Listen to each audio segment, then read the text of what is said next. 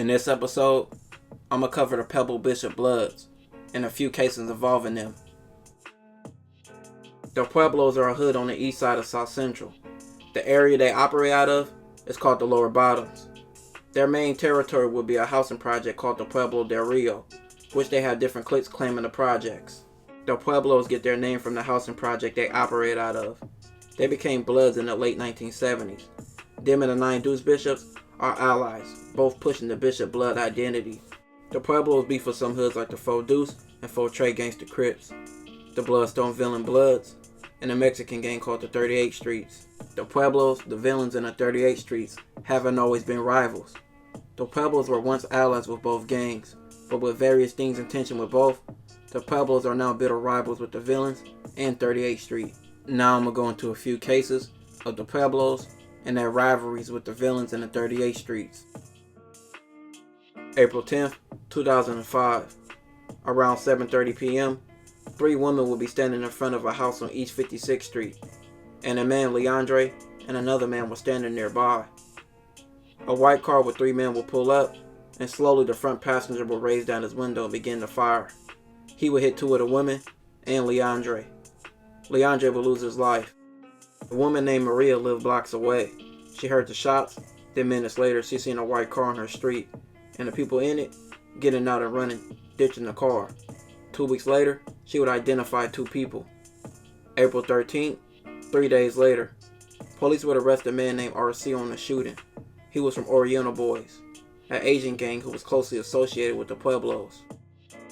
RC will tell the police he knew about the shooting on 56th Street. He said it was 2 Pueblo members named James and Michael. He said he overheard them talking about the shooting and warning other Pueblo members to watch out for the villains trying to get payback. He will also tell the police the shooting happened over a fight with a villain and what James and Michael used to do the shooting. Another Oriental boy named RJ said he heard James bragging about how he caught Leandre slipping. James and Michael will both receive life. March 18th, 2007. Laura stopped her car in front of her home on Long Beach Avenue. Her son Jose would be in the passenger seat.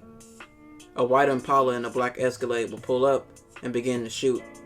Laura would be shot and she would lose her life. Laura's nieces would be in her driveway and witness the whole thing and would give descriptions of the cars and the shooters.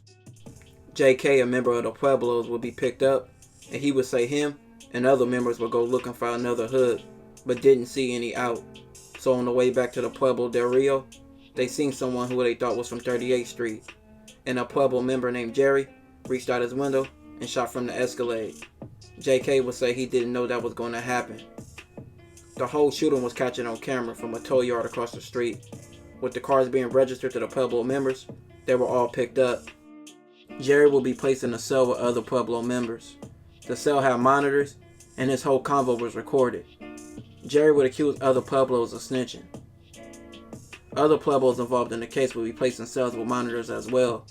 They would put themselves to the shooting, saying their cars was tinted so the police couldn't see their faces, so they thought they would beat the case and get off free. But this wasn't the case. Jerry and the other Pueblos would be charged, and they received life sentences. Around 10 a.m., March 30th, 2010, a man named Antonio would be sitting in his car. He would see a man in a black hoodie approach a man named George, who was standing on the sidewalk at Fred Roberts Park. The man in the black hoodie would shoot George and run off. Antonio would chase the man down in his car and call police and give a description. He will also say he seen the man run into the Pueblo del Rio housing project. Another witness named Karina was driving near the park and would see the whole incident and give a description of the shooter. 2 hours later, police will be searching the Pueblo del Rio and seen a man that matched the description of the shooter. He would see the police and begin to run. He would toss a 38 during the chase, but it was later recovered. The chase lasted 3 blocks before he was arrested. The Pueblo member who got arrested, name was William. William's account was that he was walking before he was chased by a group of Mexicans.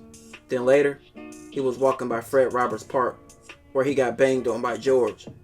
He would say George asked him where he was from, and once he told him Pueblo, George dissed Pueblo and said, "Get out my hood. This is 38th Street." William said next George reached for something, and for his own protection, he shot George. taking his life. The police will argue it would be no reason for a Pueblo member to walk any routes he told them he took, because all of those streets belong to 38th Street, and every one would lead to a conflict. So they argued William's whole purpose that day was to put in work. William would end up being sentenced to 40 years to life.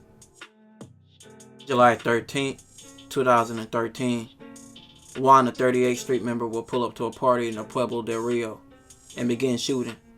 2 people would be shot and 1 would lose their life. Juan will later be picked up, but said he had nothing to do with this shooting.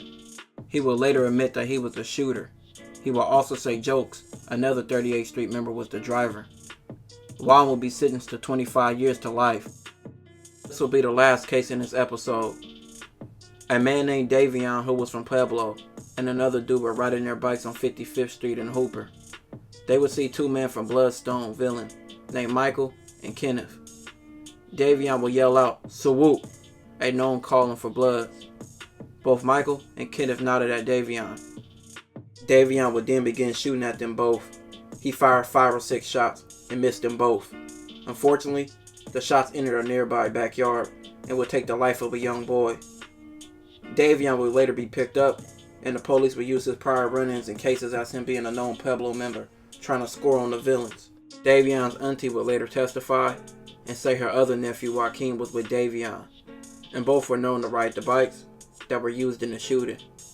Their auntie will also say Joaquin came to her house 3 hours after the shooting in a worried and frantic state. At trial, Michael would testify and say Davion shot at him. Davion was sentenced to life without the possibility of parole. This will conclude this episode. If you haven't already, check out my previous videos. Don't forget to like, comment, and subscribe.